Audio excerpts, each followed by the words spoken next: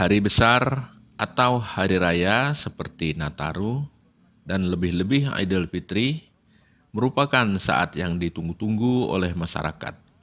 Tidak hanya di Indonesia, melainkan juga di belahan dunia lainnya. Saat ini, Min 3 Hari Raya Idul Fitri tahun 2025. Bulan Ramadan segera akan meninggalkan kita, bulan di mana kita diwajibkan berpuasa sebagaimana yang telah diwajibkan bagi kaum sebelum keberadaan kita. Pergerakan atau mobilitas orang, barang, dan jasa meningkat drastis dan mencapai puncaknya setahun sekali. Hal ini terjadi setiap tahun mengikuti perubahan kalender, sehingga menjadi sebuah tradisi di tengah masyarakat. Alasannya beragam, mungkin karena bertugas di tempat jauh, bisa juga karena mencari usaha di tempat baru, karena pernikahan dari tempat yang berjauhan, dan lain-lainnya.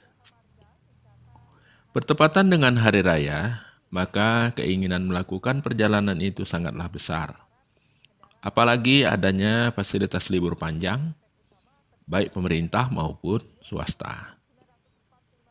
Bagi setiap orang yang merantau, biasanya kembali atau mudik ke kampung halaman asalnya sudah direncanakan bertahun-tahun lamanya.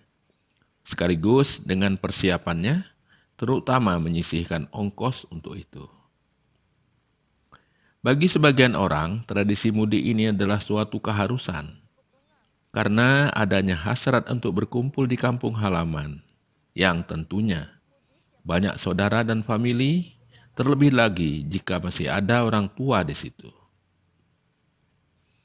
Senda gurau, canda dan tawa saat berkumpul, mungkin makan semeja atau setikar, sambil bertukar cerita dan pengalaman masing-masing selama hidup di perantauan, adalah suatu kesan yang mendalam.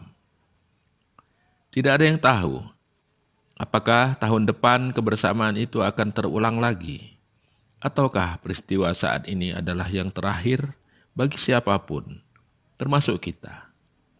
Mungkin karena usia, dan mungkin pula karena waktu atau rintangan serta ketersediaan biaya.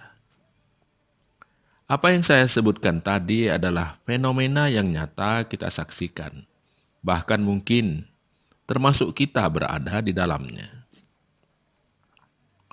Dikarenakan hal ini dirasa sangat penting, maka pemerintah memfasilitasi berupa pengaturan perjalanan agar menekan jumlah hambatan atau kecelakaan dalam perjalanan yang serentak dan dalam jumlah luar biasa. Karenanya kita melihat banyak petugas yang berjaga, baik dari kepolisian, jasa raharja, perhubungan, hiburan, maupun kesehatan di sejumlah titik sepanjang perjalanan. Moda transportasi yang digunakan adalah angkutan umum paling populer, yaitu bus untuk di darat atau kapal untuk di perairan. Selain mobil pribadi, namun banyak juga yang menggunakan roda 2. Moda transportasi yang terakhir ini sangatlah rawan jika digunakan jarak jauh, apalagi membawa anak-anaknya.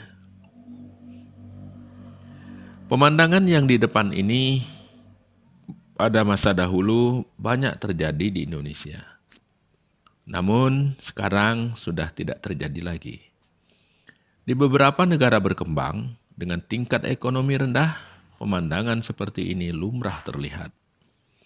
Rangkaian panjang sebuah kereta api yang sebenarnya sudah dipenuhi penumpang dan menempati kursi sesuai dengan tiket yang dibeli, sehingga tak ada lagi tempat kosong. Namun, kereta ini tetap berhenti di sebuah stasiun yang dipadati calon penumpang.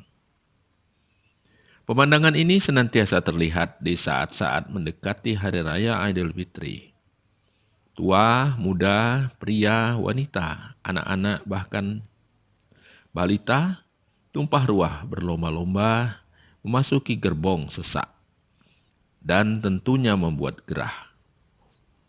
Mereka bukan ikut gratis, melainkan tetap membayar tiket tanpa tempat. Sepandai-pandai mereka lah membawa diri saat kereta beranjak maju. Jika bisa naik ke atas atap gerbong, rasanya sudah beruntung. Meskipun tindakan ini sebenarnya terlarang. Tapi, apa hendak dikata? Karena hanya dengan cara itu, mereka berharap sampai ke tujuan. Lihatlah wanita ini, nekat memanjat gerbong demi mendapatkan tempat. Untungnya ada seseorang yang peduli dan menolongnya. Ada pula aksi lucu yang memanjat tiang lampu untuk menggapai atap gerbong, seakan-akan tak ada bahaya yang mengintai. Seperti yang tadi saya sebutkan, semangat mudik yang bergelora demi berkumpul dengan keluarga di kampungnya. Wajah mereka tetap ceria, meski penuh perjuangan yang terkadang bisa tertimpa bahaya. Dengan melihat pemandangan ini, mungkin kita bertanya pada diri kita sendiri, sanggupkah kita melakukannya? Tapi kebanyakan yang terjadi adalah tiba-tiba ternyata kita bisa melakukannya tanpa kita sadari. Seperti petuah rang bijak, kesempitan itu biasanya akan membuka kesempatan yang lebar. Pemirsa, selamat menonton dan membayangkan diri kita adalah salah seorang dari mereka. Semoga terhibur. Sampai jumpa pada kesempatan lain.